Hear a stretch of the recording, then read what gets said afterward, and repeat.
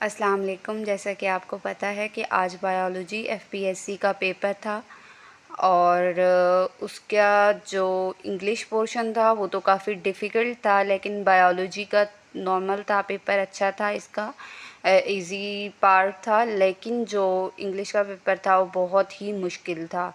उसमें ऐसी ऐसी टर्म्स दी हुई थी जो कि काफ़ी डिफ़िकल्ट थी और ऐसे बच्चे जो कि इंग्लिश जिनका सब्जेक्ट नहीं है वो उनको ना आती। तो पहला जो हमारे पास एमसीक्यूज़ था बायोलॉजी का वो ये था कि coelom is the space between, कि सीलोम जो है वो स्पेस है। तो इसका सेकंड एमसीक्यूज़ था जो कि था कि शीज़ोसीलोम एंड इंटीरियोसीलोम्स क्या हैं। शीज़ोसीलोम एंड इंटीरियोसीलोम्स आर, तो इनको हमने इनमें से इनके लिए ऑप्शंस दिए गए थे और उनमें से एक ऑप्शन सिलेक्ट करना था, करेक्ट ऑप्शन सिलेक्ट करना था। इसके बाद हमारे पास 8th एमसीक्यूज़ था जिसमें था कि true coelom is not present in, तो ये हमने बताना था कि कौन सा ऐसा फाइलम है जिसके अंदर ट्रू सीलोम प्रेजेंट नहीं होती। उसके बाद हमारे पास 3rd एमसीक्यूज़ था जो कि था कि which is not correctly matched, और उसमें जो है मैं आपको हिंट दे रही हूँ, एक एनालिडा था और एक है इंटीरियोसीलोम। तो इसमें जो है आपने देखना है कि क्या जो है ठीक था, जो कि करेक्टली मैच नहीं कर रहा था। तो ये एक क्वेश्चन था। उसके बाद का जो क्वेश्चन था वो क्वेश्चन नंबर 4 था जो कि अभी मैं आपको लिख के बताती हूँ कि वो क्या था। क्वेश्चन नंबर 4 था कि जेनेटिक रिकम्बिनेशन अकर इन, जेनेटिक रिकम्बिनेशन कहाँ होती है, तो ये एक क्वेश्चन था। उसके बाद ये क्वेश्चन नंबर 4 था कि जेनेटिक रिकम्बिनेशन अकर इन, जेनेटिक रिकम्बिनेशन कहाँ होती है, तो ये एक क्वेश्चन था। हमारा क्वेश्चन नंबर 9 था कि at adult stages the radial symmetry and the larva stages bilateral symmetry, तो ये इसमें से हमने जो है एक ऑप्शन चूज़ करना था और बताना था। उसके बाद जो हमारे पास नेक्स्ट क्वेश्चन था वो था कि the example of convergent evolution, जो कि हमारे पास ये रिपीट हुआ है क्योंकि ये 9 अगस्त में भी कन्वर्जेंट एवोल्यूशन से रिलेटेड एक क्वेश्चन आया था और हमने उसको जो है सिलेक्ट करना था।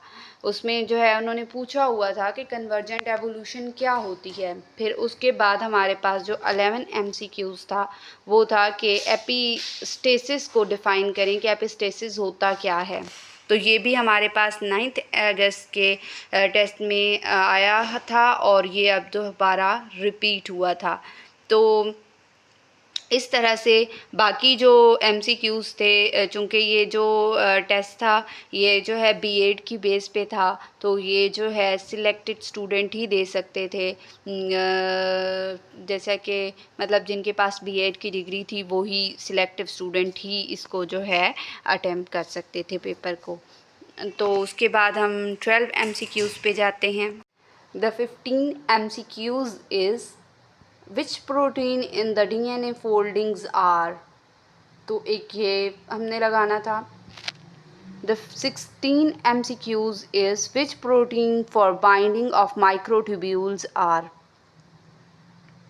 इसके बाद हमारे पास 8th MCQs था जिसमें था कि true coelom is not present in, तो ये हमने बताना था कि कौन सा ऐसा फाइलम है जिसके अंदर ट्रू सीलोम प्रेजेंट नहीं होती, या कौन सी ऐसी डर्म है।